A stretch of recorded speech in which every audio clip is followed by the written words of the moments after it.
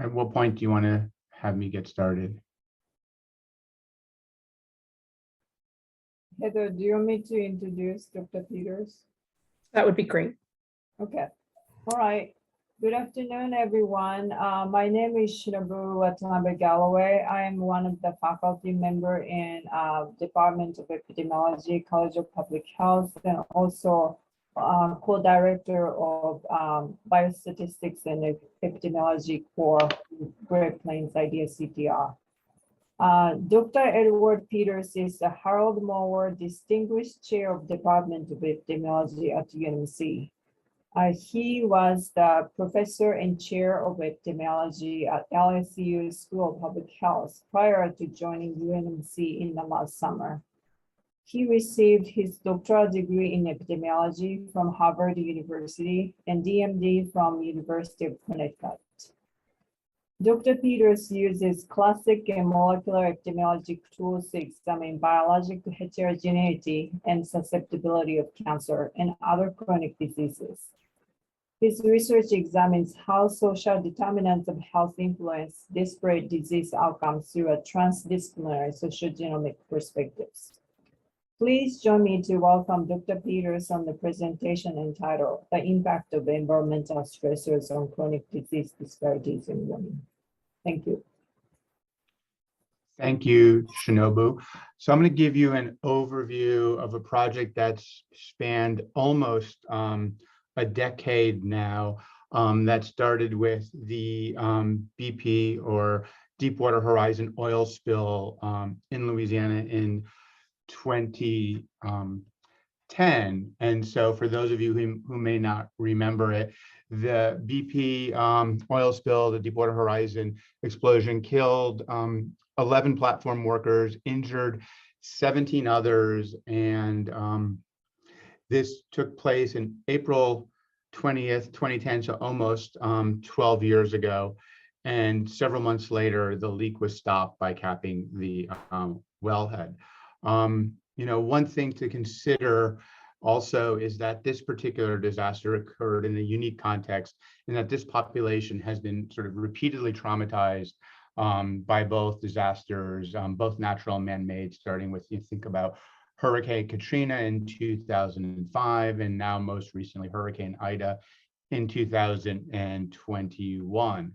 And so what I will be talking about is some of the early work that we did after the BP oil spill and how that is translated into a new RO1 that is in fact starting right now, that I moved from LSU to Nebraska. So, while there have been, oil spills throughout the decades, there really were very few studies looking at the long-term effects of oil spills. Most of the work, and including the work I'll be talking about today, tries to look at both direct and indirect physical, social, economic changes in the environment. And one of the things that people keep returning to, that there clearly are health effects that are both mental as well as physical, and often these are sort of long-term lingering. As I mentioned, southern Louisiana is particularly vulnerable to disasters. It's repeatedly hit by hurricanes, current climate change. We're seeing increasing water levels and erosion of the water due to residents where there's less landmass to protect the cities and towns from the effects of hurricanes and sort of water damage. And so there's a sense of unique vulnerability, I would argue, in this particular population that is sort of representative, though, I think a lot of what communities are going to be facing increasingly over the next decades as we think about the consequences of climate change. So when we think about sort of responses to disasters, and here we also in our Epi department at the college are home to the Preparedness Center, there's really the challenges people face with sort of studying and conducting research in response to disasters is that there's often, no baseline data. The funding mechanisms are slow to respond. And so this particular study started, almost about 2 years after the BP oil spill in response to an RFA issued by the NIEHS. And this request, this funding opportunity was also restricted to states that were most heavily impacted by the BP oil spill. And in the end, it was a U funding mechanism with 4 centers responding. In Louisiana, there was the LSU School of Public Health, where I led this cohort. Tulane also had a funding mechanism, as well as the University of Texas and University of Florida. And so while we were all unique research programs, the NIHS also wanted synergy across these different institutions, and there was a lot of sort of collaboration and sharing of information and resources. But, sort of as a population-based epidemiologist interested in chronic disease, I was approached by the dean of the school at that time, wanting the school to, respond to this RFA. And so I led sort of the establishment of a cohort study that was originally intended to look both at women and their children. I'm going to be focusing just on the adult women, but really to think about the long-term physical and mental health effects of women and their families exposed to the Deepwater Horizon oil spill. And so the challenge really in sort of putting this together is sort of one of, for many epidemiologists think about, is really a temporality issue. It's a challenge because the BP oil spill actually occurred in April 2010 with its sort of the effects lingering through the summer. The RFA was issued in the late summer of 2010. The funding was awarded in the spring of 2011, and we really weren't in the field until early 2012. So, the data collected really occurred substantially after the event. But what we put together was sort of a prospective longitudinal cohort of women from the most heavily impacted counties in Louisiana. They're referred to as parishes in Southeast Louisiana.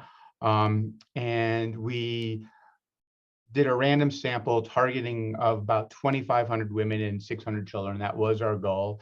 And we used sort of address-based sampling, and we also supplemented that with referrals of friends and neighbors, as well as volunteers. We were trying to make this about as community and population focused as much as possible.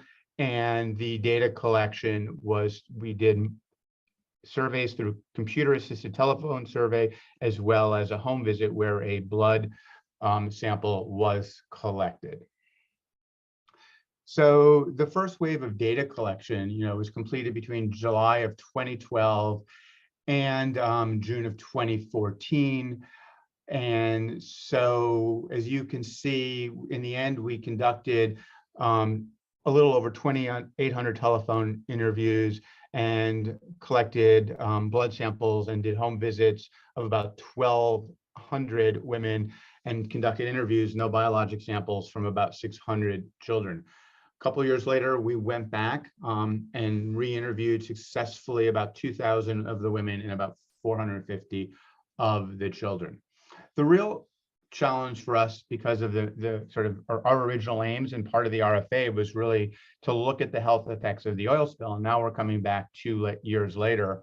We didn't have any real-time biologic measurements. And so we had this challenge. So we really had to sort of think about exposure as sort of this indirect assessment. And so we really ascertained it through a survey approach. And we looked at sort of 9 questions that looked at indirect exposure. And we sort of crafted these based on some of the previous literature that looked at health effects from the oil spill. And so to these questions, we then applied sort of factor analysis, data reduction tool. And we sort of identified 2 latent factors that were fairly independent of one another that we had labeled as 2 domains, sort of the physical exposure and the economic exposure. And in looking at our outcomes, we also looked at sort of two main themes. We looked at both physical health and mental health.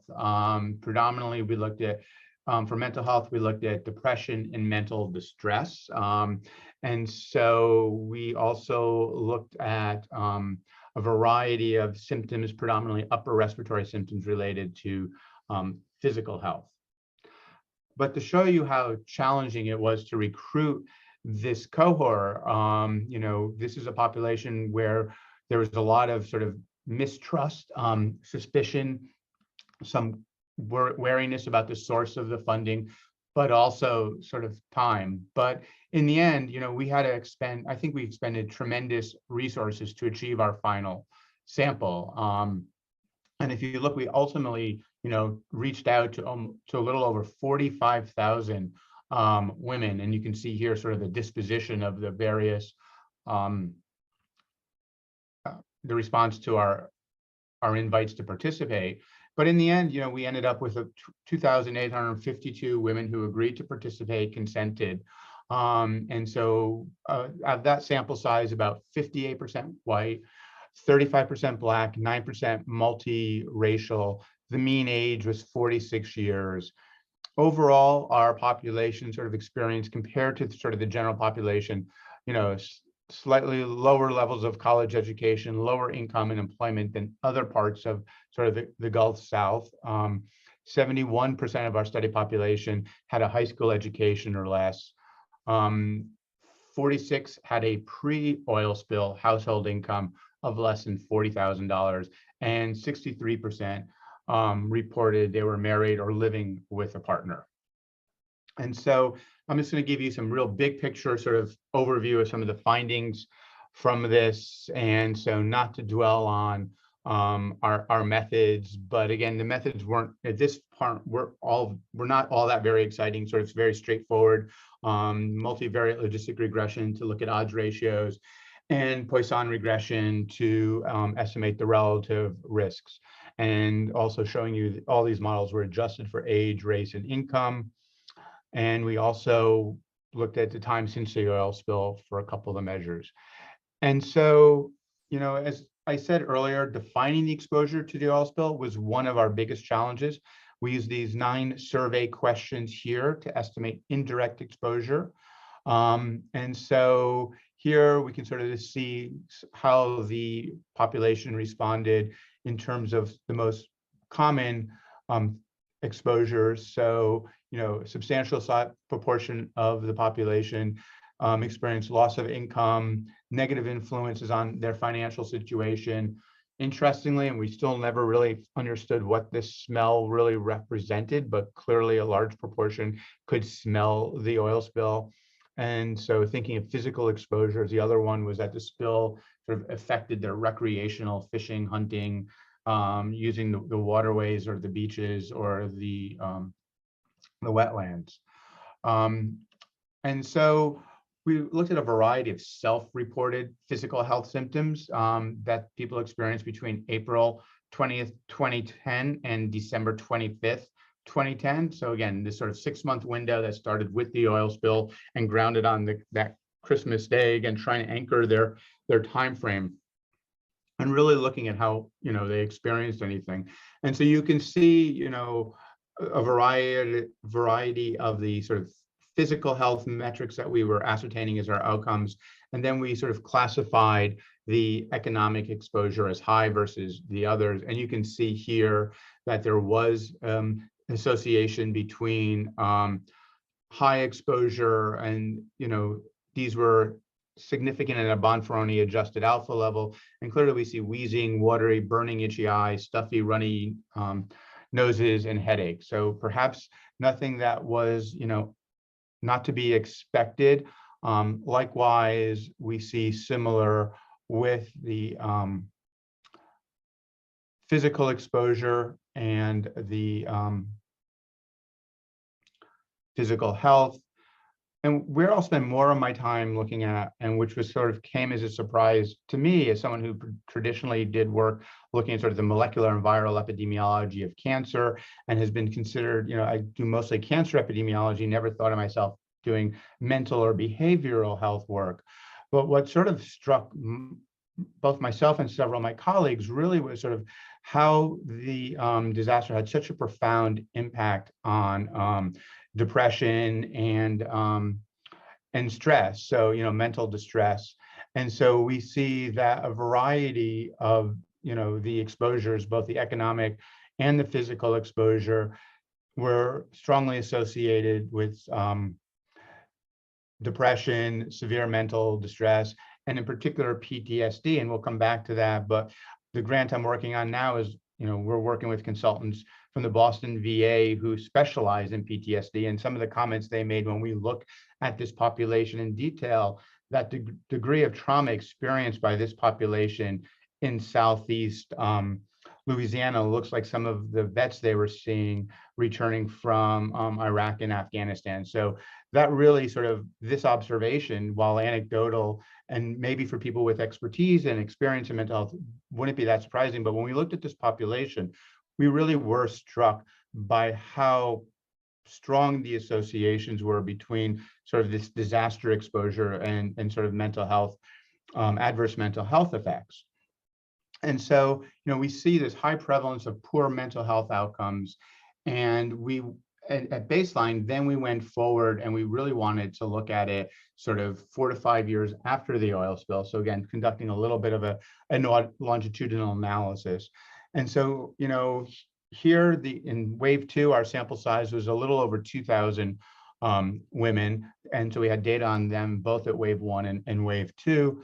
And the population in wave 2 was similar to the population in wave 1, about 55% white, 36% Black. So there really wasn't much change in the demographics, which was a good thing. And then we went ahead and sort of looked at rate ratios to look at the association between the oil spill, time since the oil spill, and the mental health outcomes, depressive symptoms, using generalized estimating equations.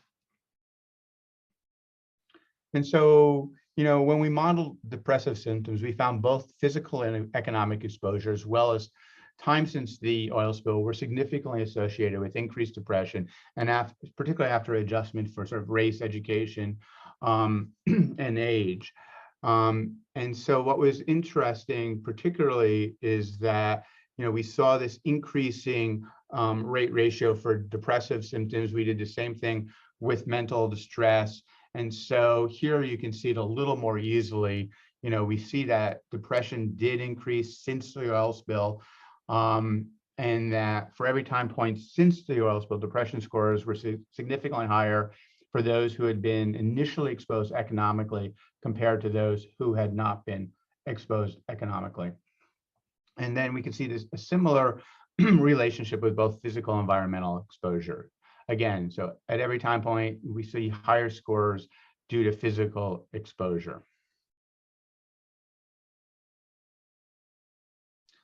So now that we've established sort of there is a relationship between exposure and depression, we want to know, we sort of wanted to go further. We wanted to know, what does being exposed really mean, and why would that make us more depressed? So we felt that, a better understanding of these mechanisms could point to areas for future research, as well as perhaps future interventions.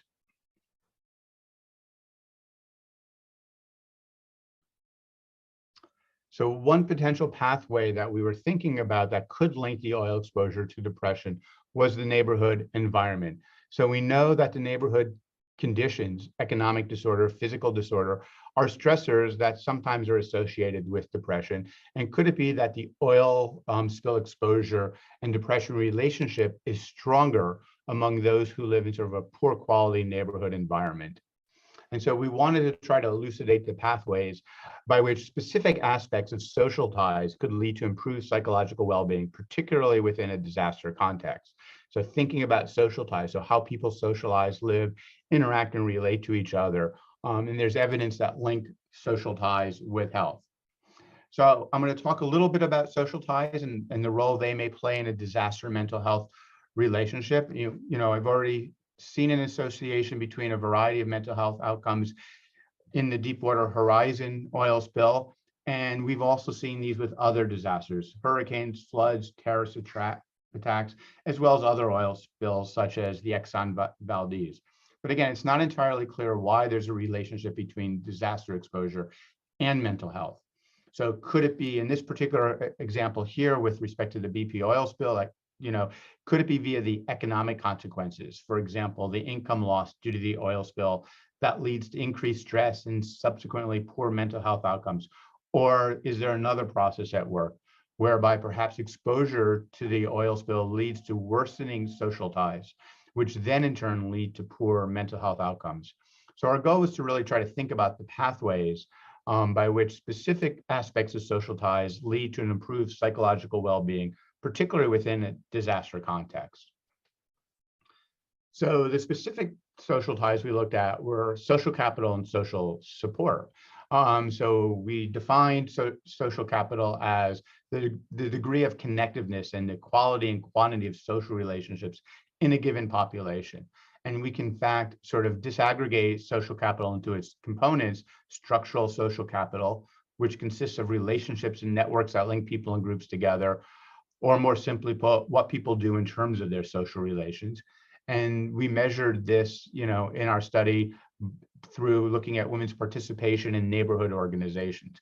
We also can think about cognitive social capital, right? So those are the values, the norms, the reciprocity between people, and it taps into the shared patterns and social behavior and what people feel in terms of social relationships. And we measured this through women's perception of sense of community, how they feel about the neighborhood they live in, and the perception of informal social control. And so social support is another important concept in the area of social ties, and it has to do with the provision of emotional sustenance and instrumental aid. So looking at all these constructs, we did something called structural equation modeling to try to describe the relationships between all these different variables. And this particular model you're seeing here had the best fit. And again, you can spend hours studying this, but I'm going to highlight some of the important relationships and sort of thinking forward. First, we were interested in understanding how the different components of the social environment work together to influence depression. So we see here the process of how social capital is working. Structural social capital in the form of neighborhood organization participation, right? What people do leads to increased cognitive social capital in the form of a sense of community and informal social control, how people feel, which then leads to increased social support. Ultimately, higher levels of both cognitive social capital and social support are associated with lower levels of depression. The more cognitive social capital, the more social support, the less depression the person may feel. Then we went on, and here we're looking at the relationship between the oil spill exposure and depression.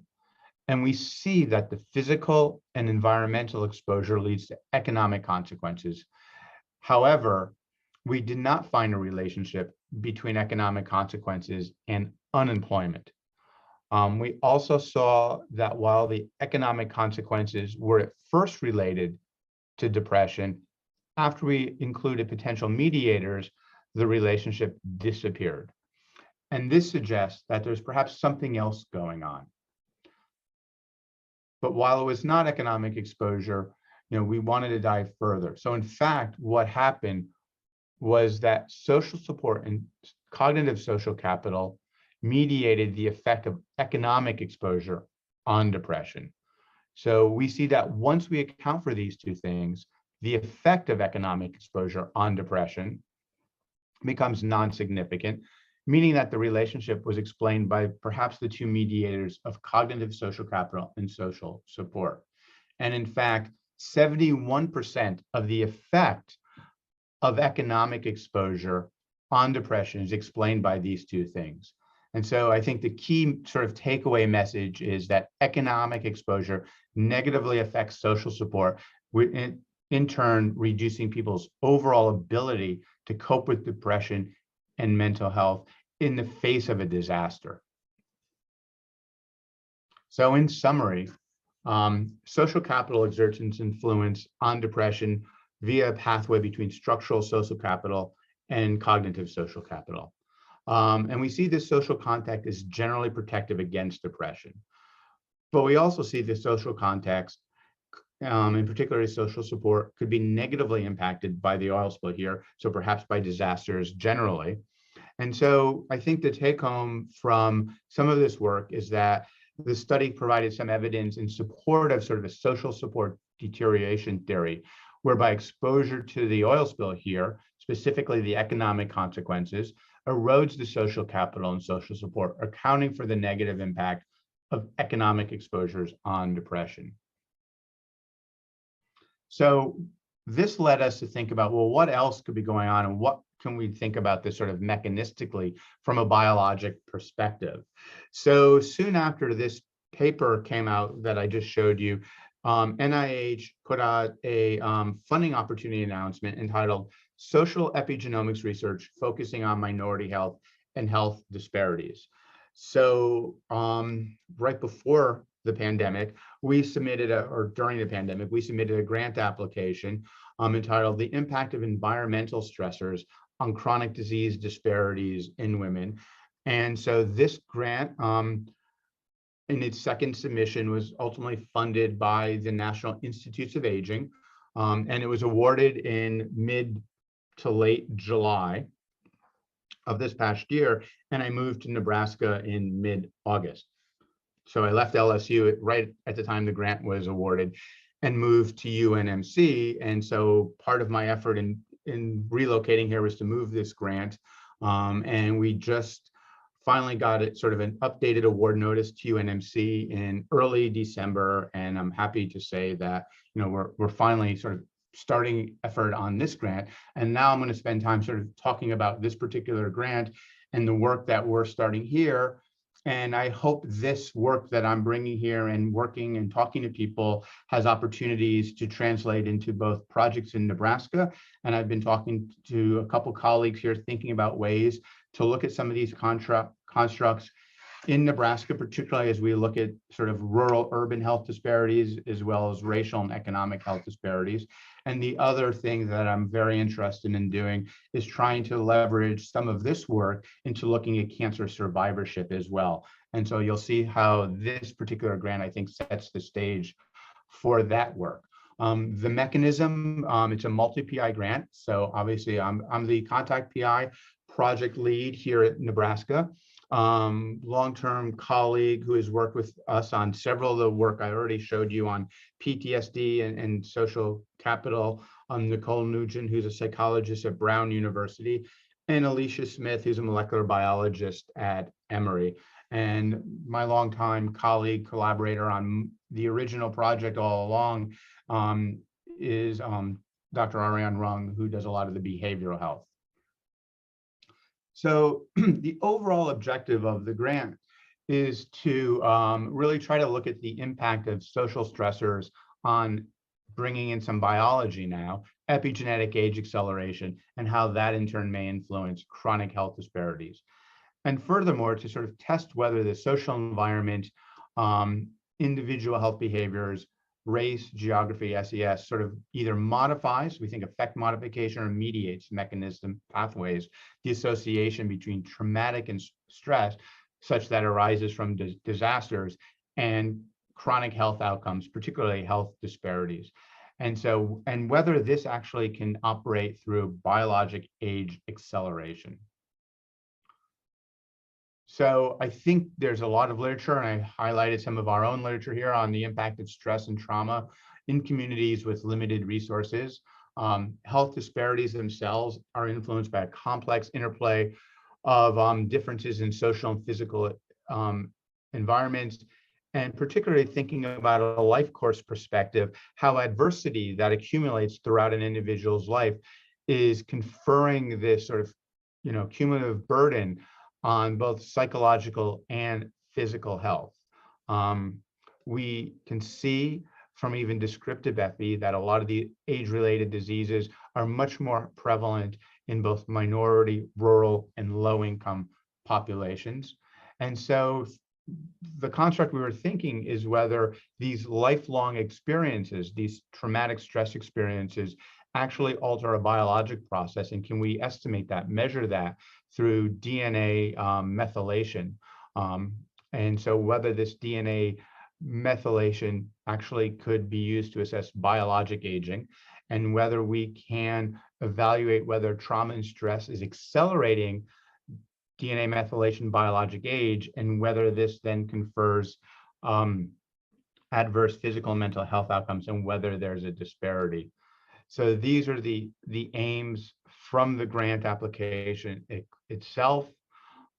So again, looking at the association between cumulative trauma burden and sort of health disparities, thinking both about physical, psychological health, and whether the social environment and individual behaviors could actually mediate or moderate this, this pathway. And finally, whether we can characterize some of this biologically, mechanistically, through DNA age acceleration or deceleration. So we're going back and we're using this original cohort of 2,800 women. And remember, about 1,000 gave us blood. So our focus for much of what we're doing here is really looking at the biologic age acceleration. And so we're only going to be able to look at that within the sample who gave us blood at baseline. But going back to the original 2,800 women, we're going to try to conduct a third wave of data collection. And for the women who gave us blood, that 1,000, we're going to go back and collect another blood sample.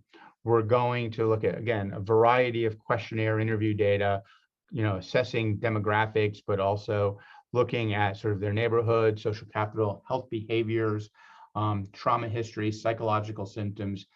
And so here we have sort of a big picture conceptual model where we're looking at both exposures are mediating or moderating mechanistic pathways, and finally a variety of health outcomes. So thinking about age acceleration or deceleration, physical health, and psychological health. So, we have here in Nebraska a lot of people doing work on preparedness, disasters. So again, it's coincidental, but again, thinking about the impact of disasters on communities. One of the things that I think made this a compelling grant application, particularly, was Southeast Louisiana, that has had sort of repeated disasters and also exhibits some of the greatest health disparities, both sort of regionally within the state, but also nationally.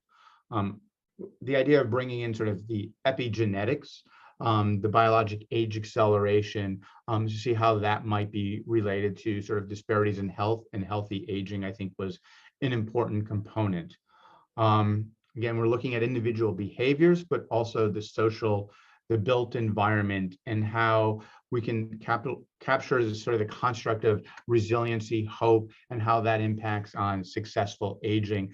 And through this, again, making it sort of translational, consequential, how we can actually think about understanding reducing health disparities, mitigating the impact of disasters in a community to improve psychological and physical health and well-being. So you've heard me talk about the WATCH study. I think one of the exciting parts for me of this project is bringing in the epigenetics and looking at sort of biologic acceleration, age acceleration, and whether we can actually translate this into sort of prevention, but as well as intervention. So again, I think we've observed we have a lot of adversity in our oil spill cohort. We have a high prevalence of stress-sensitive disorders. We have profound in the region as well as in our study, disparities, particularly between among Blacks and low-income participants. And so thinking about what do I mean when we talk about biologic aging, using DNA, epigenetic age acceleration. So if we think about it in this very simple paradigm, we have two people, blue and red, born at the same time, they'll always share that same chronologic age, right? Calendar age. That's the gray arrow timeline measured in years here. However, because of their genetic, epigenetic, environmental factors, their lifestyle choices, some may progress through a functional decline that characterizes biologic aging at different rates. And if we look here, red ages biologically more quickly than blue. Other social epidemiologists have called this the weathering hypothesis. People have looked at allostatic load. Here we're looking at methylation, right? So again, they are aging more quickly than blue. That may in turn be associated with earlier onset of diseases. And so if we look at early life, right, all the way on the left side, in early life, both the red and blue have obviously the same chronologic, but they also are assumed to have the same biologic age. And so by definition, if we think about sort of measuring biologic aging, a perfect chronological clock, what we see on the left, whether it's based on DNA methylation or some other parameter, is looking at time elapsed since birth. So in itself, it's not going to be able to distinguish between individuals that biologically age faster red or slower blue. But if we look at a biologic clock, the plot in the center plot, we can actually try to distinguish between our unhealthy, those are the red individuals, compared to our blue, our healthy aging. It's a little less accurate. However, if we actually bring in a hybrid clock, it's going to be a less accurate predictor of age and disease than a biologic clock, but the two clocks calibrated together are going to let us really sort of indicate the difference, the distinction between these two individuals, red or blue. So back to our study design. So we're actually embarking on this. So we're going to start a third wave of telephone interviews using sort of a computer-assisted telephone interview approach and REDCap. Challenges that we're sort of addressing now have to deal with the identification of these participants. And it's been at least 5 years since we've last contacted them. We've had obviously a pandemic, and for many of them, they were profoundly impacted by Hurricane Ida. So I think we're going to have our challenges over the next few months in identifying their current contact information, and then to recruit them and to enroll them into the study and collect the blood. Data management, we're using REDCap and Open Specimen. We have a variety of measures related to exposures and outcomes. And for anyone who works with me knows I'm not a big fan of developing my own tools. I tend to like instruments, surveys that are sort of readily available off the shelf. So again, thinking about the FENIX toolkit, the NIH Common Data Elements gives us sort of often many, well-established items or tools we can use in our questionnaire. And then so capturing through survey, but then sort of looking at our biologic methods, so collecting blood, DNA extraction, looking at DNA methylation, and finally, our statistical analysis. And so the approach we're thinking about is sort of latent growth curve models and thinking about sort of interaction terms for that social context. So sort of logistically, operationally, thinking about where we are now or where we've been over the past couple months as I've transitioned the grant from LSU to Nebraska. So again, this is before COVID, before I left LSU. I had built a robust infrastructure at the LSU EPI program, particularly leading an EPI data center where we had infrastructure for survey designs, data collection, data management. Now I need to sort of recreate that here in Nebraska. One of the earliest things we had to do, at least in terms of moving the grant, was to address the IRB. So we transitioned to a single IRB of record, having LSU be the primary IRB with the other institutions relying on it. And that took a little bit of logistics, but I'm happy to say, obviously, that's all worked out well. We also, this grant mandated an NIH genomic data sharing plan. So while LSU's the IRB of record, Nebraska being the recipient of the grant is the person who has to sort of agree with the genomic data sharing plan. So worked with the IRB and the Office of Research here. We got our data sharing plan accepted here as well, and was able to send that off to the NIH. I would say, have to say the biggest challenge we're dealing with right now is really thinking about how we replace the data center I had at LSU in Nebraska. And I'm happy to say I had a really great conversation this morning with the University of Nebraska Bureau of Sociologic Research that's out of Lincoln. And so I think they're going to be an excellent partner in conducting the research. I'm not looking to build my own core here, but I think we can partner with them for subject recruitment and retention, as well as conducting the telephone interview. I'm in the process of, at UNMC, building the REDCap databases, migrating the LSU REDCap database to UNMC, and I've also been able to sort of retain my original data manager at LSU, who built all the data infrastructure for the original study. When I left, and during the pandemic, she stepped down, so I'm able to keep her on as a consultant through Nebraska. So we're able to build the REDCap system here. And so I've also, through another project, I've been in touch with Exam One, a division of Quest Diagnostics. They do this for basically life insurance, but also research studies. They'll go to the individual's home and draw the blood. So what we will do is we will ship from Nebraska, from Omaha, the blood collection to the agreeable participants. So we'll send the tubes, the needles, the syringes, what have you. We'll send them a blood collection kit, arrange with the representative of Exam One to go to their home, draw the blood, and then ship it back to Emory. And Emory's doing all the epigenetic age acceleration. So that's sort of where I am today, is really thinking about building all this infrastructure. As I said, the grant finally moved here in sort of mid-December. I'm very happy to announce we did hire a project coordinator who started on Monday. So I'm very excited about that. We've actually are in the process, and we've shipped half of the samples from my LSU lab to Emory. These are the wave 1 samples that we collected at baseline. So we're actually doing the DNA extraction on them now.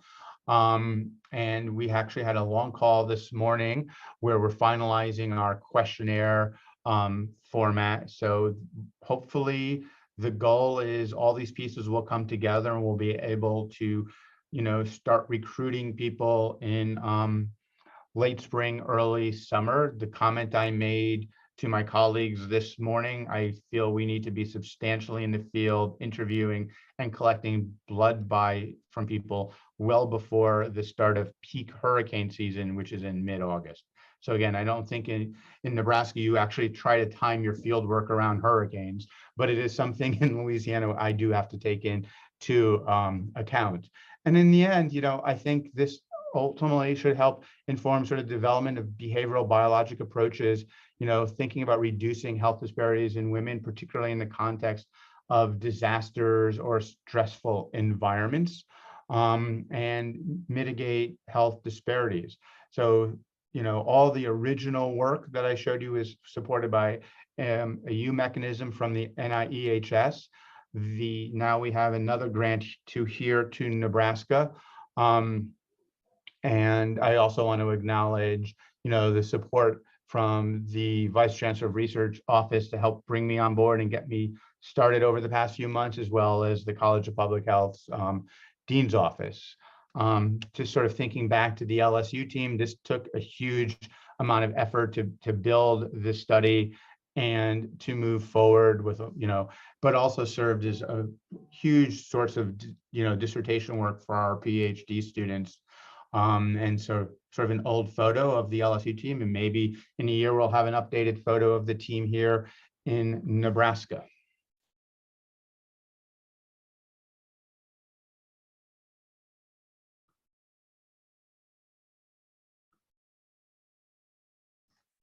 So that's my presentation.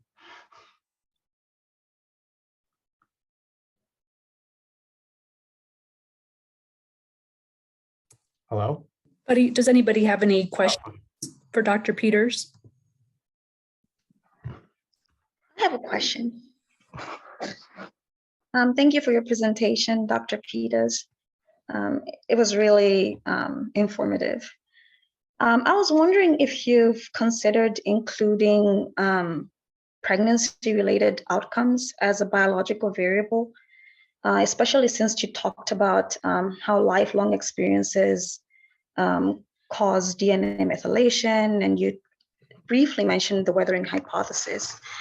And because it's known that minority women, especially Black women, have disproportionately higher rates of maternal mortality and maternal morbidity, even when you control for protective factors. So is that something you've thought about looking at, especially since Louisiana does have high rates of maternal mortality? That's an excellent question. We actually talked about it this morning. So because we enrolled children, we do have a lot of information at baseline on pregnancy and sort of in the interim pregnancy outcomes from waves 1 and 2. And so we were talking about going back and trying to collect that information now, because it's particularly, we're going back and we're being able to look sort of, long-term, but also at the end of the pandemic. So that was addressed. And so thinking about reproductive health, and as well as one of the conversations we had this morning was looking at the use of contraception as well, because of hormone impacts on biologic aging. So that is being considered.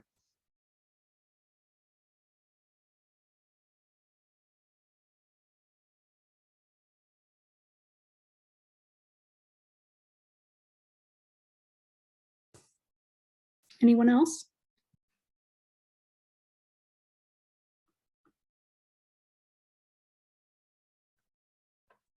Well, if no more questions, thank you very much, Dr. Peters, for presenting to us today. We had a wonderful turnout, and we appreciate your time. Can I ask you a question? Sorry, I was typing it on the chat, but I think I'm going to be brave. I was thinking about the way that you're planning to measure social ties as well as social support in, diverse communities. Have you had any idea of which instruments you're going to be using for that, or are you trying to replicate what you did in Louisiana? So again, we had this call this morning, where we're going over our items, and that was part of the discussion. And so I think a lot of it is to sort of use some of the tools we used before for consistency. My colleague Ariane Rung, really, that's more her passion. And I've actually told her earlier, just part of my onboarding, I'm not being lazy or trying to shy away from it. I sort of delegated sort of vetting that and having that discussion with her. And so this morning, some of the discussion is, we wanted to have some consistency. She's advocating for adding more items. I don't remember what they were. And I think that it's also into sort of reproductive questions. We could add tons of questions, gather so much information, the trade-off of thinking about things that sort of meet the needs of achieving our specific aims, without adding too much length to the questionnaire, but also including things that we think, while not related to the aims, are also sort of scientifically of interest.